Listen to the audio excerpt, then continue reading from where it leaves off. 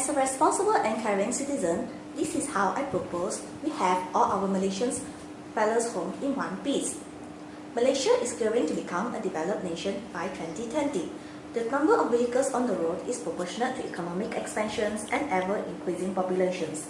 Thus, demands for transport in every family is essential. We foresee hectic traffic conditions coupled with errant drivers make road conditions riskier than ever. Improving on our current system is important. No matter how many researches and efforts are done, drivers who continue to drive recklessly or drink drive will bring harm to everyone. The challenge lies in how we can increase road safety via a proper system. We strongly propose the Driving Attitude Rehabilitation System, DARS. It is a point demerit system designed to identify and rehabilitate traffic offenders. Simply put, it penalizes repeat offenders and rewards responsible drivers. Traffic offenders are issued summons and demerit points. Those who exceed the threshold, for example 10 points within a year, will have their licenses suspended for a month.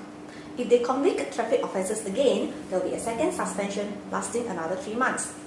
For each suspension period, offenders will attend the DARS training course at GPJ. After the second suspension, upon completing again, licenses will be revoked for half year, 1 year, and so forth. Each time, the standard driving test will have to be taken again. During suspension, licenses will be surrendered to the traffic police and returned upon maturity of the suspension period. Convicted drivers will have their demerit points deleted upon 1 year maturity period and start clean again. Drivers can check their demerit point status online, where the offences are listed on the spot by enforcers, recorded and mailed to home addresses. Under DARS, new drivers have to go through 1 year probationary period. Those who violate 5 demerit points will go through suspension and retake driving tax again. We propose that road tax also be discounted as an incentive to well-behaved drivers, with no traffic offences within minimum years. Responsible drivers who maintain clean records over 2 years will enjoy rewards such as insurance premium reductions with participating insurance companies. Local authorities and experts should also plan out which offence carries how many demerit points with precise description on each type of offence. Various resources are needed to be looked into before we can even trial run DARS nationwide. Funding and costs cannot be under-quantified, especially since we need to take into consideration the design of a fair and easy to understand point system, sufficient hardware like cameras, CCTV and random breath testers, communication avenue and system to ensure better enforcement, regular monitoring of the system, random police checks, driver improvement training costs, and media and campaign costs. Public campaigns need to emphasize the system features and benefits of rewarding responsible drivers while penalizing and correcting errant drivers. Without strict enforcement, people will lose faith in the system and DARS' objective to increase road safety will eventually wear out. If road users feel detection measures are not fully enforced, DARS will not deter them. Thus, sufficient speed cameras, CCTV, and random police patrols are important. Grafting among enforcers should be strongly prohibited. A good way to overcome this is to review their salary scales.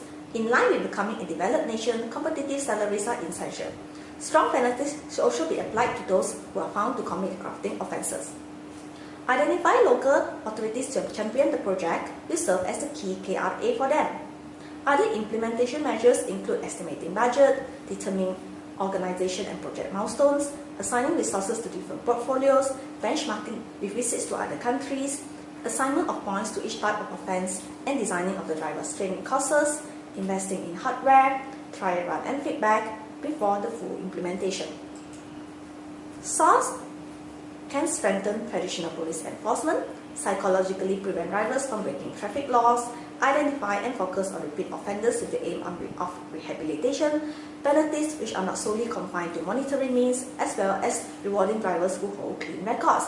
However, DARS also has its weaknesses, with sustainability, which will be questioned over a period of time, unlicensed driving, where some who have gone through license suspensions may still stubbornly continue to drive, as well as fraud cases, where drivers caught on speed cameras are able to get away scot-free by asking friends with clean records to pretend to be them instead, since the cameras only register the offending vehicle's plate numbers.